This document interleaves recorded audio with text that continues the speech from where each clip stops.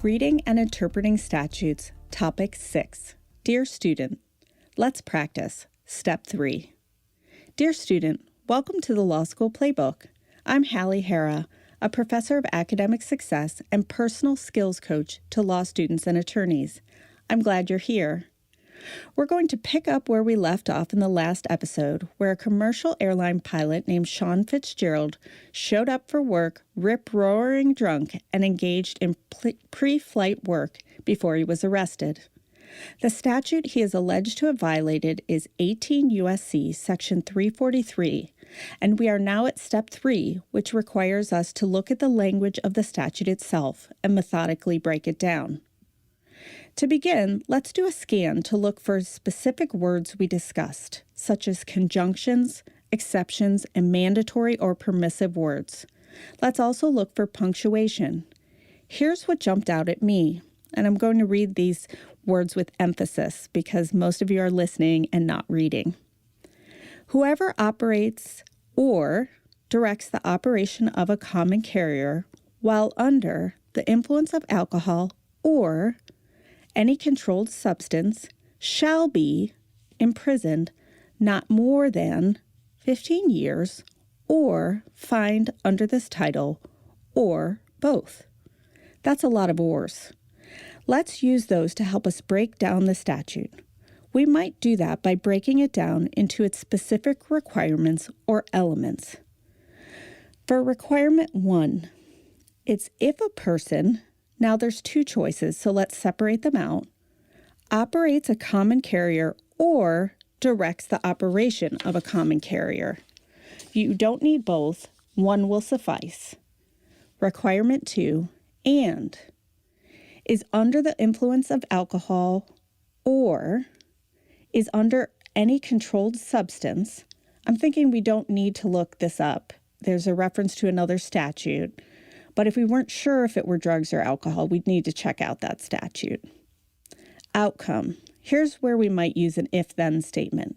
If requirement 1 and requirement 2 are satisfied, then the person shall be imprisoned, but not more than 15 years, or fined under this title, or both. So there are 3 options for someone who meets requirements 1 and 2. Imprisonment up to 15 years, or a fine, or imprisonment up to 15 years and a fine. To try and determine whether Fitzgerald can be found guilty under the statute, let's think about the parts of the statute that might be most relevant to him now that we've broken it down. Requirement 1, if a person, now there's 2 choices, so let's separate them out, operates a common carrier or directs the operation of a common carrier.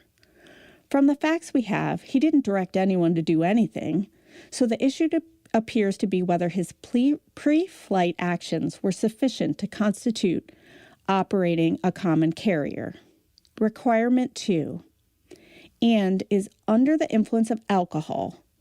Let's recall that Section 344 says that an individual with a blood alcohol content of 0.10% or more shall be presumed to be under the influence of alcohol. We'll dismiss this second option because there's nothing to suggest that Fitzgerald was under the influence of any controlled substance. Okay, the outcome. We're not going to worry about this now because we aren't sure if he satisfies requirement 1, whether he operated a common carrier. And because we broke the statute down, we know that he needs to satisfy both requirement 1 and requirement 2 before he will be given an outcome. As to requirement 2, we need to be sure that he had a blood alcohol content of 0.10% or more. If both requirement 1 and requirement 2 are not satisfied, there is no violation of the statute. So based on the work we've done so far, we need to know what it means to operate a common carrier, and we need to determine if Fitzgerald had a blood alcohol content of 0.10% or more. Point 2 seems easier to tackle, so let's handle that first. Let's examine some additional facts. In addition to what I set forth previously, we also know the following. When the police arrived, they found Fitzgerald in the cockpit, still tinkering with the airplane's controls. The police ran Fitzgerald through a visual sobriety test, which Fitzgerald promptly failed. 2 subsequent breath tests confirmed what his bloodshot eyes suggested. Fitzgerald was very drunk, registering a blood alcohol content of 0.301% and 0.312%. Fitzgerald was arrested and taken to a nearby hospital for further examination. A blood test 90 minutes later revealed a 0.343% blood alcohol content.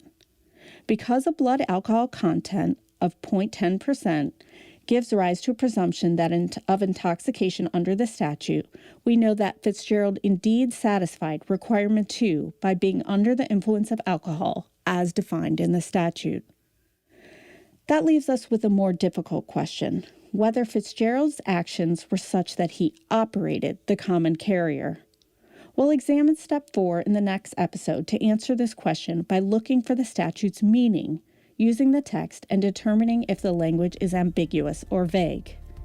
If you would like to read this episode, get suggestions for further reading, or to request individual coaching with me, please visit my website at www.lawschoolplaybook.com.